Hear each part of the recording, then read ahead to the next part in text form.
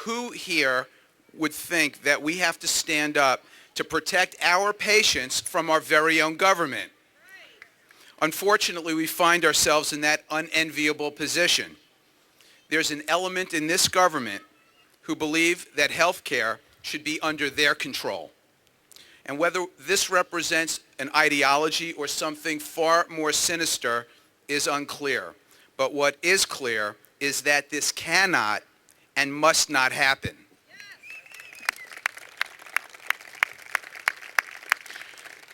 Few people deal in life and death situations on a daily basis like we do.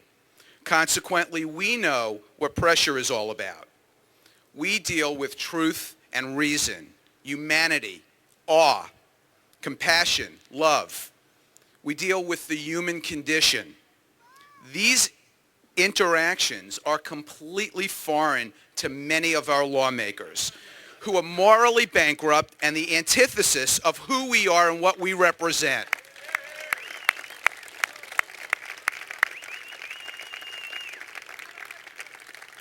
They cannot help but being uncomfortable and defensive with us. So, if you control the White House and both houses of Congress, and you want to commit the crime of the century, which is stealing the healthcare system right out from under everyone, it takes meticulous planning. First, you must convince everyone that not only is the healthcare system causing the economic woes for the country, but also that in spite of all the money spent, the healthcare system just isn't that good. This task becomes easier to accomplish when there is a willing and eager media which has abandoned their sacred trust as guardians of the truth to become apologists for the administration.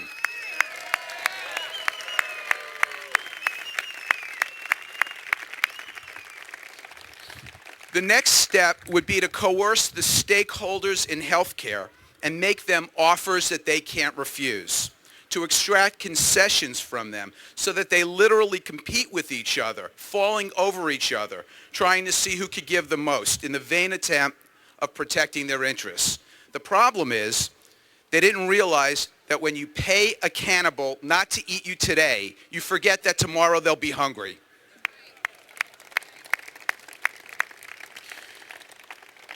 To complete this scheme, they had to take down the last group standing in the way of complete government takeover of health care, we the doctors. So, President Obama began his campaign against doctors. We've heard him utter these slurs. Doctors want to take out tonsils instead of treating a sore throat. We want to cut off legs and receive $50,000 instead of taking care of diabetics. We're more concerned about malpractice reform than our patients. Said that on 60 Minutes. The list goes on. President Obama, shame on you. Shame on you for spreading these lies.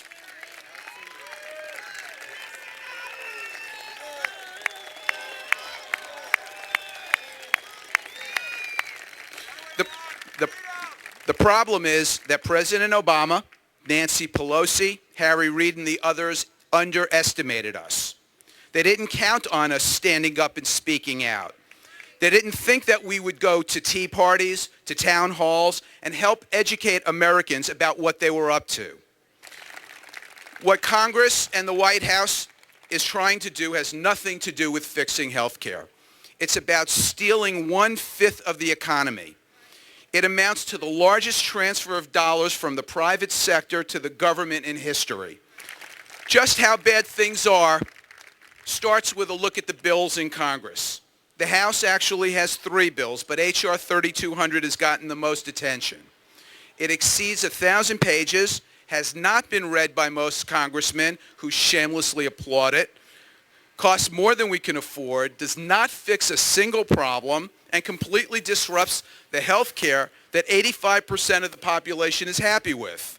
So, what will the future look like when government runs health care? It will look like politics driving the medical decisions in this country, as pointed out in the New York Times article last week, when the yet-to-be-built Nevada Cancer Institute received the designation as a cancer center of excellence as a result of spending $115 million lobbying Washington politicians. It will look like less choice when it comes to buying insurance because all plans will be mandated by the government and look the same. And then eventually there'll be no insurance other than the government, so there'll be no choice at all. Despite the fact that physician reimbursement accounts for only 12% of the medical dollar, Congress is already concocting schemes to drastically increase payment to doctors. And they believe that they will succeed in financing this fiasco on the backs of doctors, but those efforts are going to prove futile.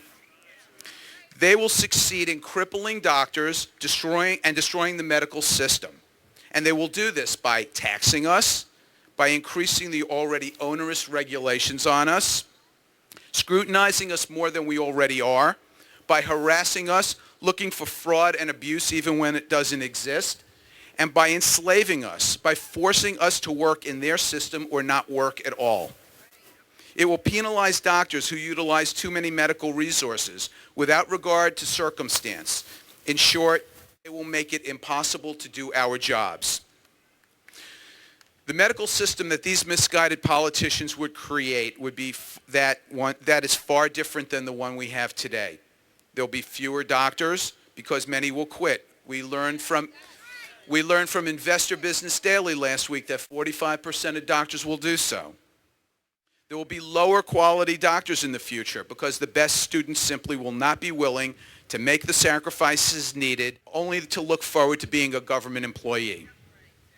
There'll be more foreign doctors of questionable education and training, and there will be non-physicians primarily taking care of patients because there won't be enough doctors to go around.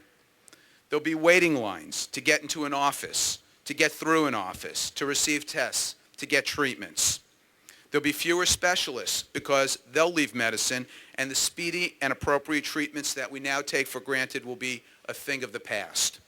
And the answer isn't more government, my friends. It's less government. If Congress passes any version of the bills currently going around, people will most certainly die. And it will start with seniors, unfortunately. We've heard everything that they're going to do to Medicare. There'll be steep cuts. We've heard estimates about the costs of care, except they're all made up numbers. You've heard the numbers $700 billion, $1.5 trillion or more, but remember two things. No government estimate on health care has ever accurately estimated costs, and the costs are always drastically greater. And the figures are 10-year figures, but that doesn't go into effect until 2013, so we're really talking about 6-year figures. People will die because there'll be less doctors who will be taking care of more people. There'll be more utilization of resources, not less. There'll be a national health board that will ration care. This board consists of bureaucrats, not doctors. They'll deny treatments based on algorithms without individual considerations.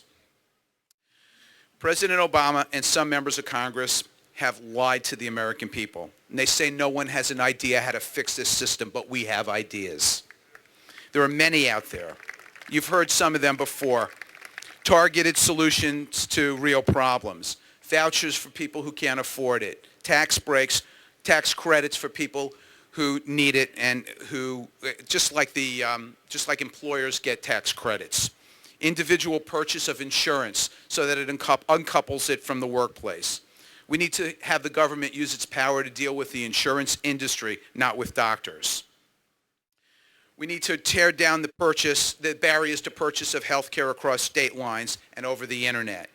But most of all, there needs to be tort reform, and I'm not going to belabor this, but every year we spend $400 billion a year on tort.